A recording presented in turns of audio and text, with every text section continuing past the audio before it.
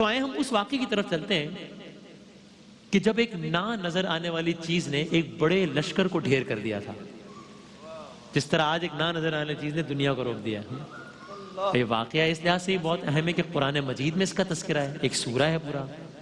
اس لحاظ سے عام ہے کہ پورے سال کا نام اس واقعے پر پڑ گیا، یعنی وہ سال اس واقعے سے جاننا جانے لگا۔ اور اس لحاظ سے بہت اہم ہے کہ اسی سال، اس واقعے والے سال سرکار دو عالم صلی اللہ علیہ وسلم کی ولادت ہوئی تھی۔ یعنی آپ کی ولادت کا جب بھی تذکرہ ہوگا تو اس واقعے کا تذکرہ ہوگا کہ سرکار دو عالم اس سال پیدا ہوئے تھے جب یہ واقعہ ہوا تھا، عام الفیل۔ واقعہ کیا ہے بچوں کے لیے؟ ملک یمن ہے، یمن کا بادشاہ ہے، نام ہے ابرہا۔ ابرہا بڑی سلطنت کا مالک، عالی شان سلطنت، وسیع وریث، پاورفل۔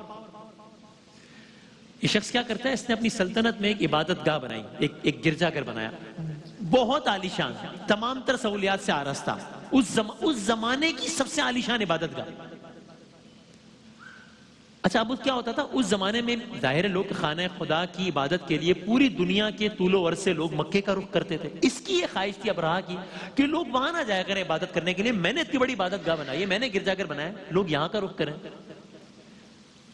یعنی دیکھیں بڑی آسانی سے میں نے بات کہہ دی، آپ نے سن لی، لیکن آپ سوچیں انسان کی سرکشی کا یہ لیول بھی ہو جاتا ہے، اس حد تک انسان سرکش ہو جاتا ہے کہ بھئی خدا کی عبادت کیوں کر رہے ہیں، میرے بنائے ہوئے، یعنی یہ کیا، اس کی عبادت کیوں نہیں کر رہے ہیں، یہاں پہ کیوں نہیں آتے؟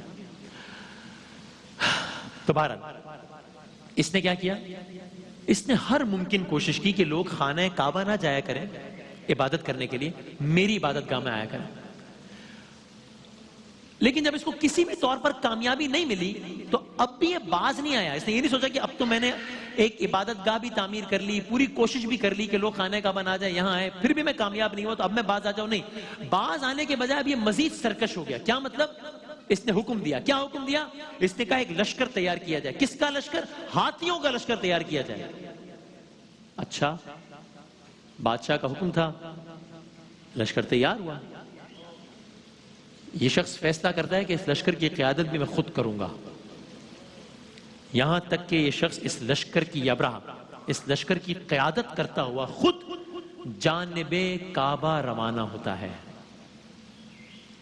ابرہا کعبے کو ڈھانے چلا ہے، اللہ اکبر، کعبے کو ڈھانے چلا ہے۔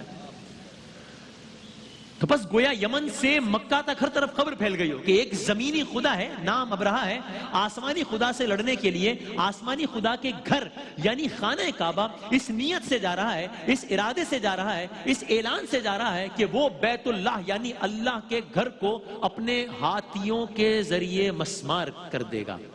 کہتے ہوئے بھی زبان لڑکھڑاتی ہے، لیکن اب یہ قافلہ چل پڑا ہے، ابرہا اس کا سربراہ ہے، ابرہا اس کی قیادت کر رہا ہے، قافلے میں ہاتھی بھی شامل ہیں۔ اب ہر ایک اس انتظار میں ہے کہ دیکھتے ہیں مقابلے کا انجام کیا ہوتا ہے۔ اب منظر سوچئے، ادھر ابرہا کی فوج کے سپاہی مکے کی طرف پیش قدمی کر رہے ہیں، اور بظاہر یہ لگ رہا ہے کہ یہ تو مارکا بہت آسانی سے سر ہو جائے گا، اس لیے کہ سامنے تو کوئی لشکر ہی نہیں ہے۔ مطلب بھائی مقابلے کا تو اس وقت ہوتا ہے نا کہ جب ہم کہتے ہیں کیسا مقابلہ ہوگا دیکھتے ہیں، تو اس وقت ہوگا نا جب ادھر یہ لشکر ہوگا ادھر کوئی اور لشکر ہوگا تب مقابلہ ہوگا نا۔ یہاں تو سامنے لشکر ہی نہیں ہے، تو یہ تو ون سائیڈڈ میچ ہو گیا نا، اگر میں اپنی زبان میں کہوں تو۔ اس ون سائیڈڈ میچ کے توقع کے ساتھ ابرہا کا لشکر جا رہا ہے کہ راستے میں ایک عجیب کام ہوتا ہے۔ کیا کام؟ عجیب کام ہوا، ابرہا کے ہاتھی نے جانب کعبہ بڑھ رہے ہیں، رخ اس طرف، ابرہا کے ہاتھی نے آگے بڑھنے سے انکار کر دیا۔ رخ ہے مکے کی طرف، ہاتھی آگے نہیں بڑھا، سواری آگے نہیں بڑھا۔ جو کوششیں کی جاتی ہیں کسی جانور کو آگے بڑھانے کے لیے وہ کوششیں کی گئی، نہیں آگے بڑھا۔ مزید جو کچھ قصہ مختصر جو کچھ کیا جا سکتا تھا کہ سواری کو آگے بڑھایا جائے وہ کر لیا گیا، سواری آگے نہیں بڑھ رہی۔ لیکن اس کے بعد ایک اس سے بھی زیادہ عجیب کام ہوا، وہ کیا؟ جیسے ہی کچھ لمحوں کے لیے اس ہاتھی کا رخ مکے سے یمن کی طرف کیا گیا، وہ فوراً چلنا شروع ہو گیا۔ یعنی معاملہ یہ کہ اب یہ سواری خانہ کعبہ کی طرف جب اس کا رخ کرتے ہیں نہیں چلتی، دوسری طرف رخ کرتے ہیں چلنا شروع ہو جاتی ہے۔ ابرہا یہ سب دیکھ رہا ہے، اتنی بڑی سلطنت ہے، لشکر ہے، بادشاہ ہے، ہاتھی کو نہیں چلا پا رہا، بے بسی۔ اب ابرہا یہ سب دیکھ کر حیرت میں ڈوب گیا کہ یہ کیا معاملہ ہے، کہ اسی دوران ایک اور کام ہوا. ادھر یہ منظر ہے, فوجیں ہیں, سپاہی ہیں, ہاتھی ہیں, آگے نہیں بڑھ رہے. اور ایک اور کام کیا ہوا, ایک طرف سے غول کے غول, جھنڈ کے جھنڈ, چھوٹے چھوٹے پرندوں کے آنا شروع ہوتے ہیں, یہاں تک کہ وہ زیادہ تعداد میں جمع ہوتے ہیں, یہاں تک کہ وہ آ پہنچتے ہیں. ان میں سے ہر ایک کے پاس 3 کنکریاں تھیں, ایک چونچ میں, 2 پنجوں میں, جو سمجھ لیجئے کہ یعنی کہ چنے کے دانے کے برابر تھی.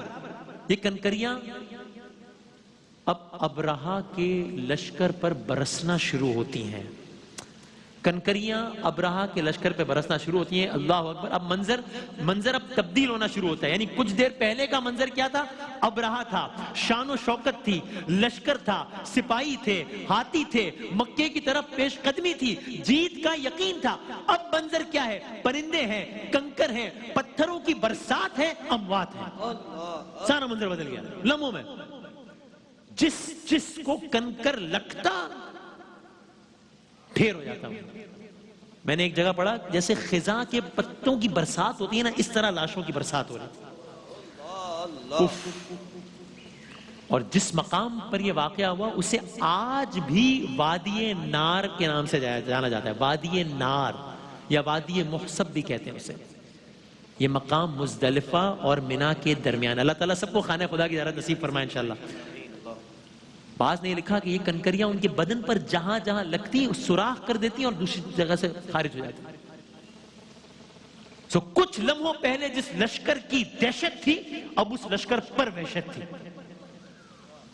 اور لاشیں گرے جا رہی تھی. قرآن مجید کے الفاظ میں ابرہا, یہ قرآن کے الفاظ کا مفہوم ہے, ابرہا کے لشکر کے جسم کیسے ہو گئے, کھائے ہوئے بھوسے کی مانند ہو گئے.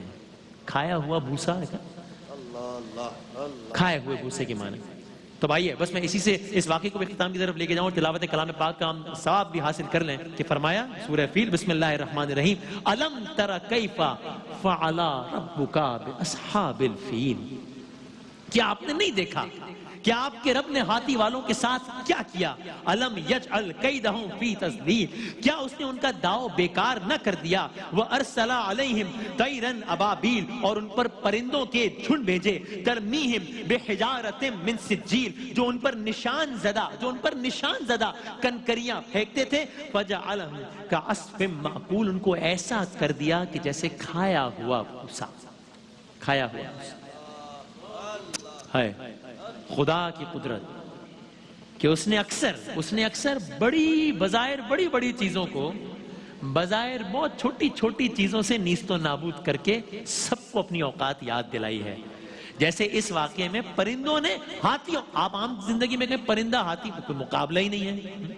اس واقعے میں چھوٹے پرندوں نے ہاتھیوں کے لشکر کو تباہ کیا. آپ عام زندگی میں کہیں نمرود بادشاہ اور مچھر, بھائی کوئی مقابلہ ہی نہیں ہے. نمرود جیسے بادشاہ کو مچھر اس کی ناک میں گھس جاتے اور اس کی موت کا سبب بن جاتا ہے. آپ عام زندگی میں کہیں پانی, فرعون, بھائی کوئی مقابلہ ہی نہیں, فرعون جیسا بادشاہ پانی. لیکن کیا ہوتا ہے, پانی کی جو زندگی کی علامت ہے, سمندر کی موجیں آپس میں بغل گیر ہوتی ہیں اور فرعون جیسے بادشاہ کی موت کا باعث بن جاتی ہیں.